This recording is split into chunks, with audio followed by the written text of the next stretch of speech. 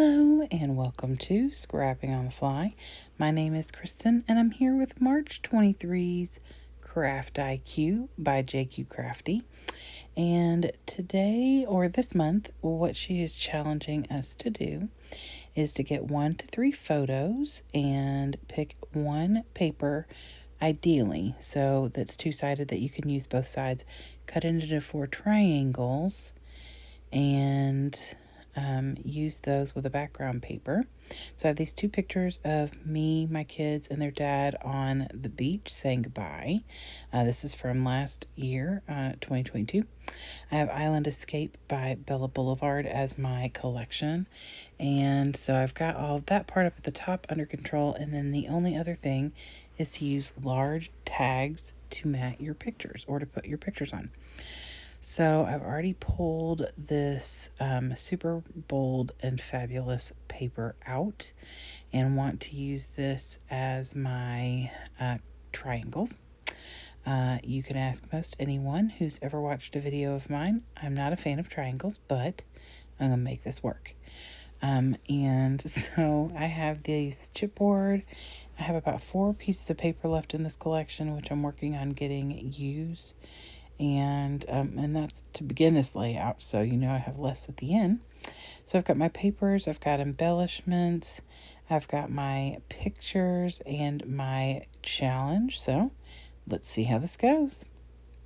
So like I said, I've already picked this picture. I picked this paper. I cut the branding strip off, and since I can't turn that into my trimmer to cut it, I'm gonna do it with scissors. Now, why I kept that in here, I don't know. I am terribly sorry.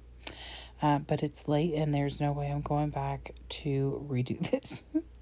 So then after I cut it, I just put it down on my trimmer and cut the large triangle in half. So I now have 4 triangles. This kind of geometry I can handle. So, and because it's simplistically going around, it's going to be fine.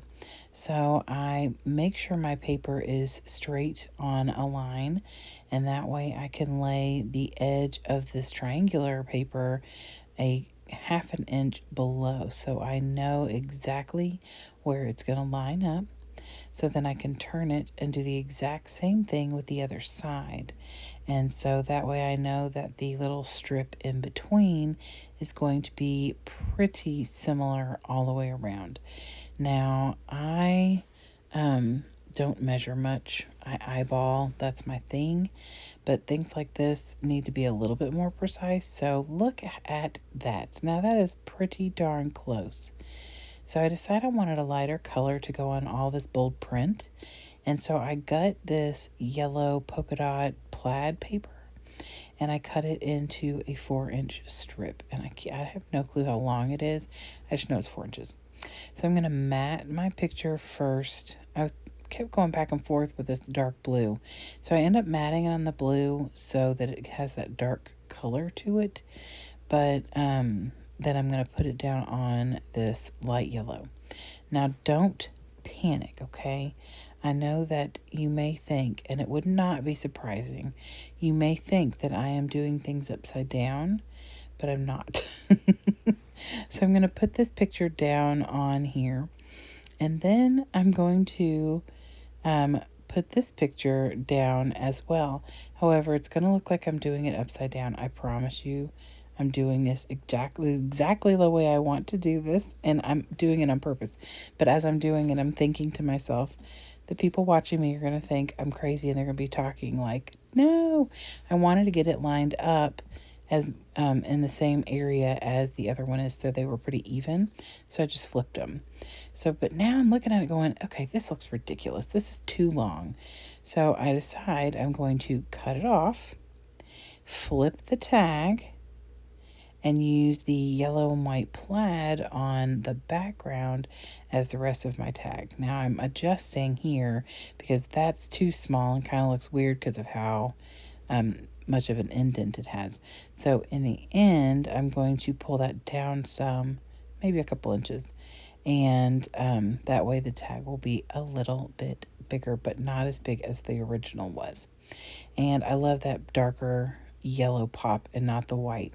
So see, now I feel like they are the perfect size and still large, so they qualify, in my opinion, for a large tag. And it's going to give me some space to do some things, especially on that top one. Now, I wasn't sure how I wanted to put these down, but I really like this. I'm not covering anything under that tag except the rest of the hose or something, which is one thing I trimmed off of the bigger picture.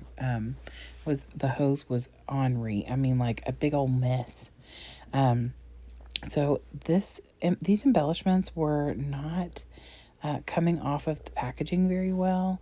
This is an older collection. I would assume I got all of the things have for this collection from Tuesday Morning, and I know that that's where things usually go after they've been on sale for quite a while already. Usually, I mean, I have found things at Joann's that are considered newer and found them at Tuesday Morning. Doesn't happen very often, but like I found a few things there. So anyway, so now that I've got all of that down, I really think it's super cute. I like the way those tags are.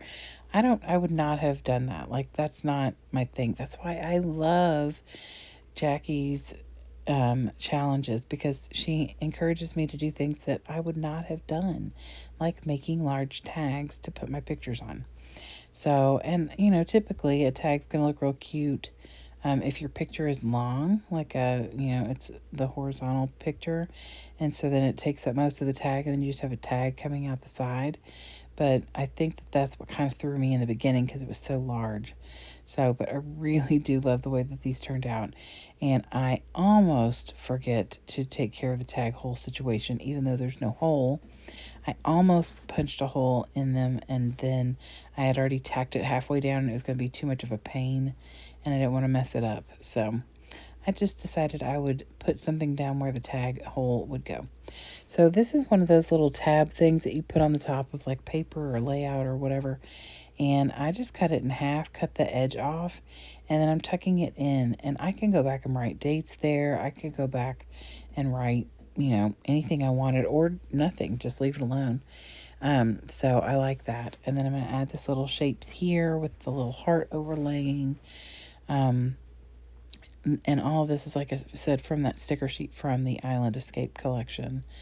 And then I am going to pull the chipboard out if I haven't already. Oh yes, I already have, because I put that leafy bit down there. And this word break, because it says summer break, but this is spring break. And so I don't want that on the white as much since it's outlined in white. So I put it where the yellow is. And I am now looking down in my alphas to see if I can find something that's going to cooperate. Why I didn't cut this part out, I don't know. But you can see me pushing down on my thing.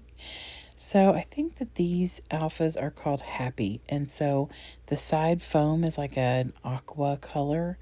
But all you really see is the gold. I just made sure that my letters were spaced out enough to where the P was going to be safely on the left side of the word break, because I didn't want it to be, running into it. And I love the way that that looks. And then I take these little gemstones and make my little tag hole spaces with them. I use the dark pink and the light because both those colors are in this paper up here with the little leafy bits up there. And these make me think of feathers. I know that they're some type of a leaf, but they make me think of feathers. So, and then I'm just going to add some gemstones in some different places. These are clear, hot pink, and light pink. I thought all those colors worked fine, or a lack of color, I guess I should say. And then I just kind of overlay them in different places. And really, I think that's about it. I'm going to bring in a very small amount of mixed media. I'm using my White Linen by Diane Reevely shimmer spray. I just want some little places. I don't want it all over. So I got out my little scissors just to tap out a couple little small splattery bits over in the right-hand cluster, the top cluster, and down there below that big leaf. So that is it. I am really excited about the way this turned out.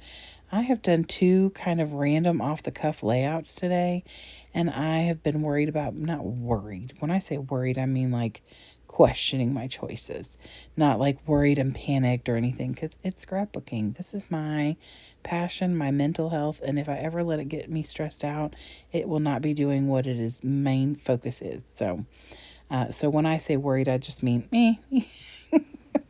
no telling how this is going to turn out kind of thing. So anyway, I love it. I'm so excited. I appreciate Jackie, which is JQ Crafty, so much for challenging us and encouraging us and inspiring us to try new things. So I hope you all go check that out. The people playing along may be listed below. If not, just go check out JQ Crafty on Facebook. I hope you all have a fantastic day. Hope you'll come back and see me again real soon. Happy scrapping.